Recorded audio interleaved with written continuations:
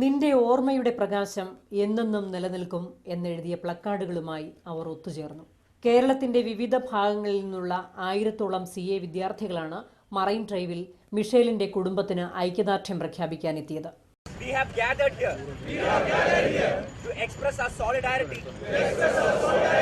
to the family of our deceased sister.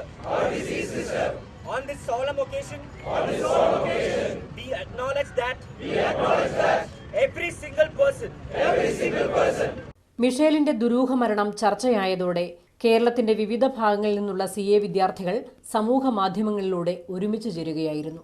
ഈ ഒരു മെഴുകുതിരി കത്തിച്ചത് കൊണ്ട് നമുക്ക് യഥാർത്ഥത്തിൽ ഇതൊന്നും നിർത്താനൊക്കത്തില്ല. പക്ഷേ ഇനി ഇങ്ങനൊരു മിഷേൽ ഉണ്ടാവാതിരിക്കാനുള്ള ഒരു ഞങ്ങളുടെ ഒരു എന്താ പറയുന്നത്, അതിൻ്റെ ഒരു പ്രതീക്ഷയാണ് ഇവിടെ മെഴുകുതിരി കത്തിച്ചത്. ഇനി ഉണ്ടാകാതിരിക്കട്ടെ എന്നുള്ള പ്രാർത്ഥനയാണ്. മിഷേലിന്റെ ചിത്രത്തിന് മുന്നിൽ മെഴുകുതിരി കൂട്ടിയിട്ട് കത്തിച്ച് ആദരാഞ്ജലി അർപ്പിച്ചാണ് അവർ പിരിഞ്ഞത്. റിപ്പോർട്ടർ, കൊച്ചി.